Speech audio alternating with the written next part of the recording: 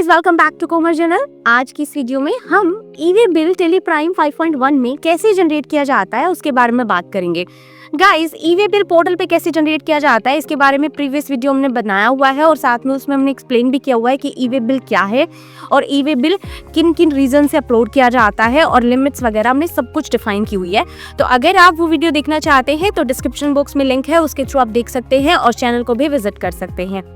और अगर आप जानना चाहते हैं कि टेली प्राइम में कैसे अपलोड किया जाता है तो आज की वीडियो इसी टॉपिक पे रहने वाली है। और साथ में ईवे बिल से रिलेटेड अगर कोई एरर आता है, कोई मिस्टेक हो गई है, वो आप कैसे सॉल्व करेंगे, तो वो सब कुछ भी हमने डिटेल में इस वीडियो में एक्सप्लेन किया हुआ है। तो विदाउट एनी फर्दर डिले चलिए वीडियो शुरू करते हैं। तो गाइज, हम आ गए हैं टेली की स्क्रीन पे। टेली की स्क्रीन पे आने के बाद सबसे पहले ईवे बिल के लिए अगर आपने कॉन्फ़िगरेशन नहीं किए हैं तो आप कॉन्फ़िगरेशन कर लीजिए। मैं आपको बता देती हूँ कि इस वीडियो में हम दो पार्ट कवर करेंगे। पहला जो पार्ट हम कवर करेंगे वो करेंगे हम ईवे बिल इनवॉइस के एक्सपोर्ट पे कैसे जनरेट किया जाता है, और दूसरे पार्ट में हम कवर करेंगे कि ईवे बिल जो होता है अगर उसमें कोई एरर आता है टेली में जनरेशन के टाइम पे तो उन्हें आप कैसे रिजॉल्व करेंगे, उन पे हम बात करेंगे। तो सबसे पहले हम ईवे बिल जनरेशन सीख लेते हैं इनवॉइस के एक्सपोर्ट पे। सबसे पहले आप कॉन्फ़िगरेशन कर लेंगे। अगर आपने कॉन्फ़िगरेशन नहीं किया है तो आप F11 दबाएंगे। F11 दबाने के बाद आपको यहाँ पे इनेबल गुड्स एंड सर्विसेज को एक्टिवेट कर लेना है और सेट अल्टर डिटेल को भी आप एक्टिवेट कर लेंगे। जब आप एक्टिवेशन करेंगे तो यहाँ पे आपके पास ईवे बिल एप्लीकेबल का ऑप्शन आएगा, ये आपको मैंडेटरीली यस कर लेना है और यहाँ पे अपनी जीएसटी डिटेल्स जो हैं वो भी आपको स्टेटस जो है जीएसटी का वो एक्टिव कर लेना है। एंटर करने के बाद आपको यहाँ पे सेट अल्टर डिटेल्स को भी देख लेना है और अपनी इनवॉइस थ्रेशोल्ड लिमिट भी आप ऑल्टर कर सकते हैं, या फिर जो भी आपके स्टेट की थ्रेशोल्ड लिमिट है वो आप यहाँ पे एंटर कर देंगे।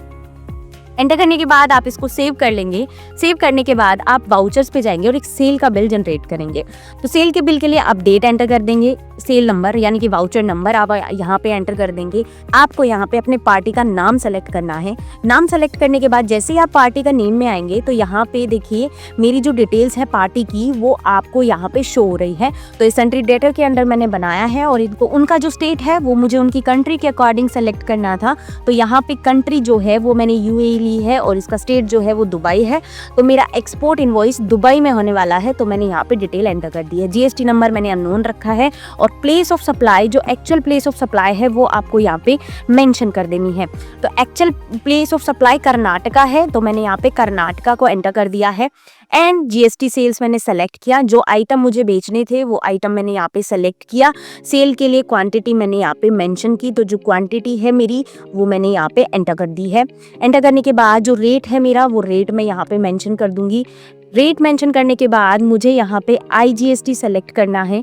आईजीएसटी मेरा आ चुका है। आईजीएसटी आने के बाद मुझे यहाँ पे प्रोवाइड ईवे बिल डिटेल को यस करना है। यस करने के बाद यहाँ पे मुझे ईवे बिल से रिलेटेड जो ऑप्शंस है उनको एंटर करना है, यानी कि जो भी कंसाइनी की डिटेल है, कंसाइनर की डिटेल है, वो मुझे सभी यहाँ पे मेंशन कर देनी है। तो यहाँ पे सबसे पहले मैं शिपिंग बिल नंबर जो वो है वो अपना मेंशन कर दूंगी। मेंशन करने के बाद जो डेट है वो डेट मुझे यहाँ पे सेलेक्ट कर लेनी है। डेट सेलेक्ट करने के बाद यहाँ पे पोर्ट कोड है, वो पोर्ट कोड जो भी मैंगलुरु का है वो मुझे यहाँ पे डाल देना है।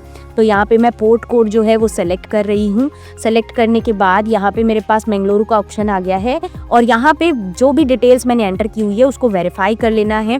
जो प्लेस है, एक्चुअल स्टेट है, वो मुझे यहाँ पे दे देना है। और यहाँ पे कंसाइनी की डिटेल में मुझे एक्चुअल स्टेट कर्नाटका, जो प्लेस ऑफ सप्लाई है वो मुझे एंटर कर देना है। और उसके बाद ट्रांसपोर्ट की डिटेल मैं यहाँ पे मेंशन कर दूंगी।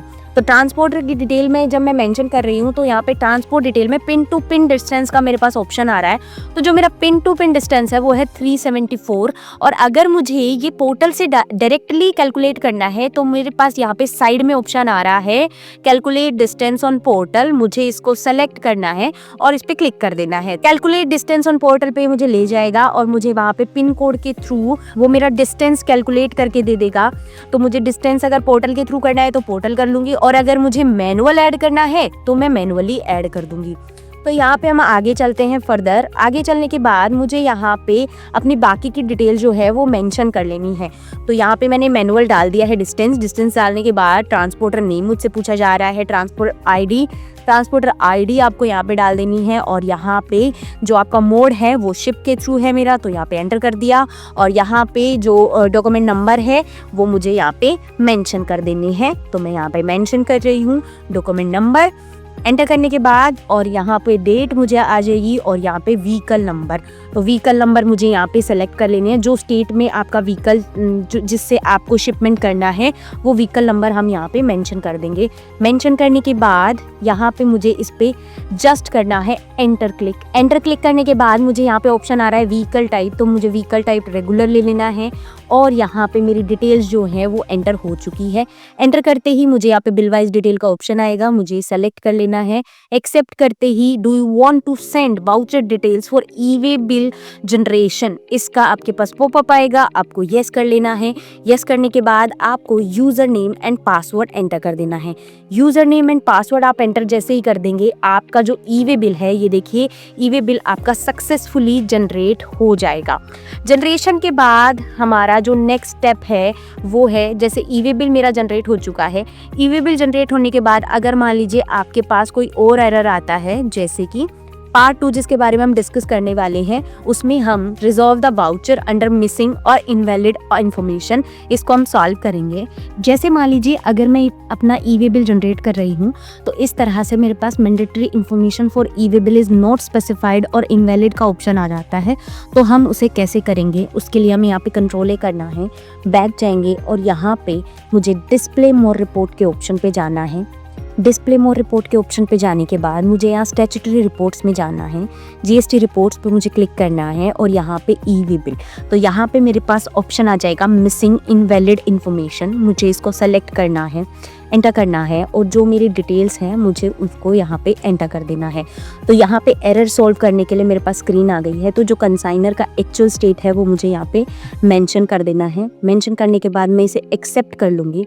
एक्सेप्ट करने के बाद आप जैसे ही बैक जाके देखेंगे तो ये देखिए जो आपकी मिसमैच इन्फॉर्मेशन थी वो क्लियर हो चुकी है, और आप इनवॉइस जनरेशन के लिए फिर से रेडी हो चुके हो। तो कोड से करना है, तो मैं यहाँ पे ओल्ट के साथ ई प्रेस करूँगी।